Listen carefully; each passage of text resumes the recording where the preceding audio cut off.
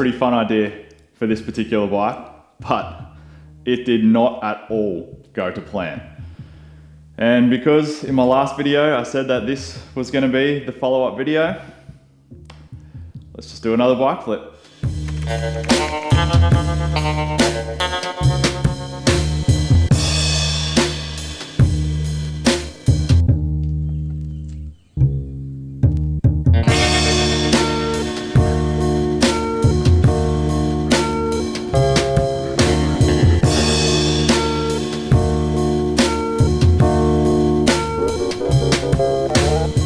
So about 4Ks in and I've already had a mishap. I reached down to grab my bottle, it's not there. It's not a massive deal. I'll just grab a bottle of something from the servo. What was supposed to be a free day out has already cost me money.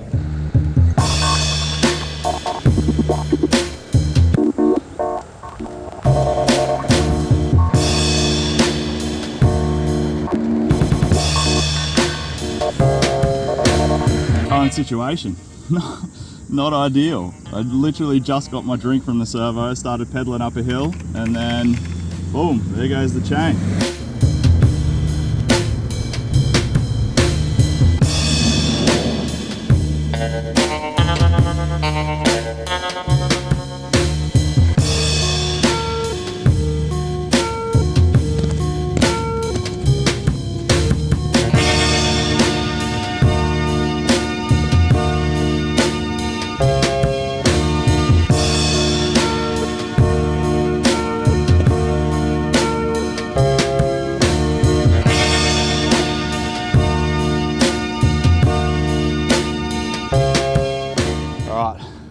That is the session wrapped up for me. I don't know what I was thinking. There's no way I would have been able to ride 50 Ks and then run that and then jump back on my bike and continue riding. I am properly cooked. So now it's time to get the bike home, fix it up, and think about a plan B. And thank you to Khan for coming to rescue me on the side of the road. So this particular tool and my naivety is pretty much the reason why the idea of this video went a bit pear-shaped.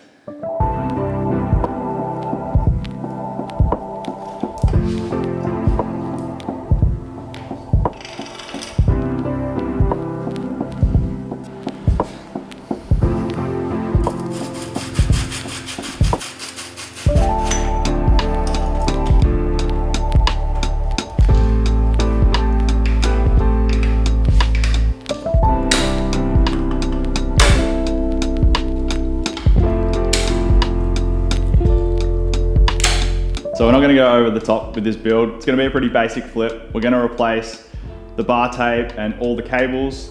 We're going to replace a couple of other little bits and pieces, one of which will be the handlebars. Now the handlebars that I'm swapping out are not particularly any better than the ones that are on here, but on paper it's going to read like a higher end bike than it probably actually is, and hopefully it'll make for an easier sail.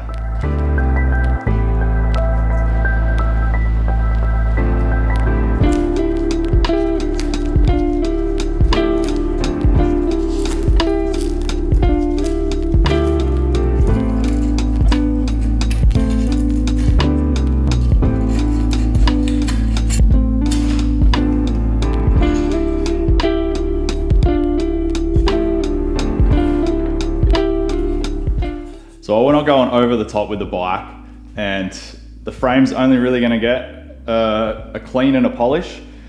The clear coat on these carbon forks has deteriorated a little bit, so I'm going to sort of lightly wet sand the areas where it has sort of started to bubble.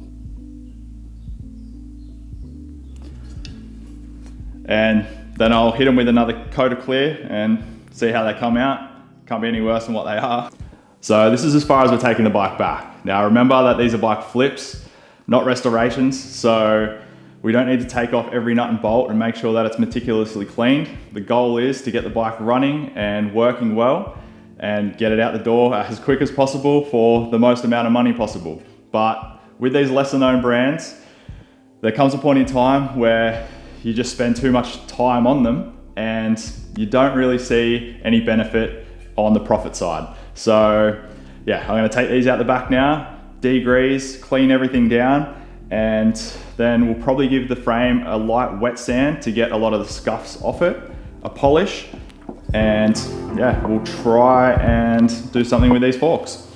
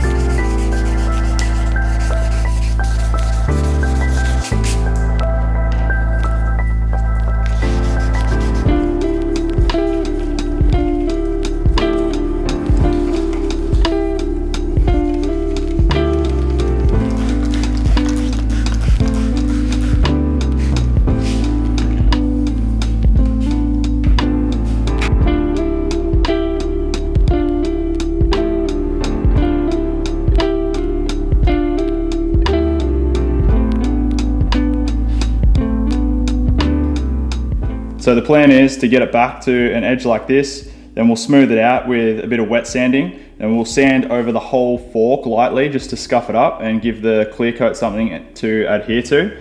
And then we'll just give it a couple of coats of clear coat, and yeah, we'll see if it comes up any better than what it currently looks. The forks are drying and they've turned out pretty much as I expected for the amount of time that I put into them. They're not amazing, but they are way better than they were. So hopefully when the full bike is assembled, they look the part. Now there's only a few parts that I'm gonna swap out on this bike to empty out the parts bin and kind of increase the saleability of this bike, on paper anyways. First thing that we're gonna do is replace the saddle. Now this saddle, while it's not too bad, it does have a few little tears and whatnot in it. And I mean, I've ridden this bike and this thing feels like a plank of wood that way.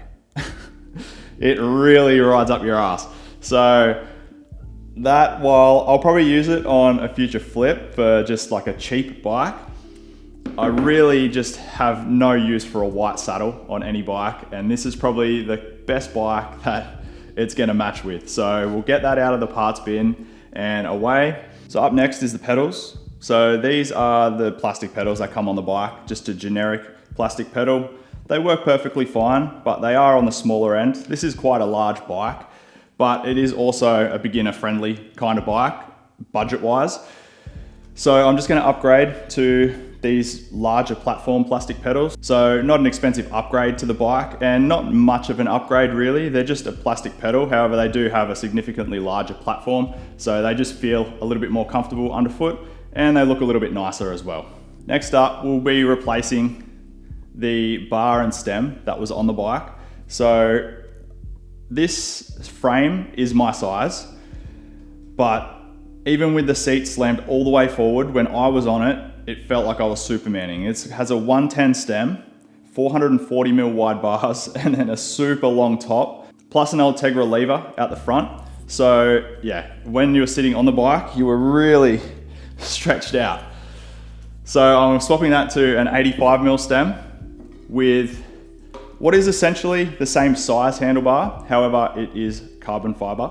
So on paper, that's gonna be a bit of a selling point because we will have a carbon fiber bar, carbon fiber fork, carbon fiber spacers, carbon fiber bottle cage, and the bike itself is actually quite light. So while it's not really an upgrade as a component, it is an upgrade as a sale item. We'll also be replacing the chain. I just have a nice clean chain that I'm gonna put on this.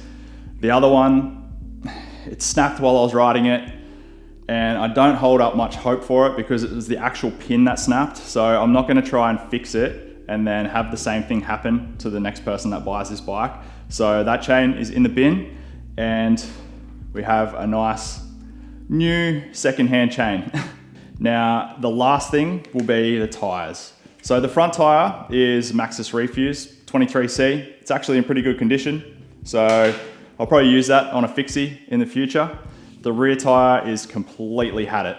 When I first got this bike, I pump up the tire and yeah, this tire is not in rideable condition. The sidewalls are beginning to sort of tear out and yeah, no good. So I have a couple of Bontrager tires here, which, I mean, they're not the best. They're only 23C, but they're matching. They've got some white lettering on the side, which once they've cleaned up, will tie in well with the bike. And yeah, I think that's all the parts that we're swapping over. Once everything's together, this should look like a much better bike than what we started with.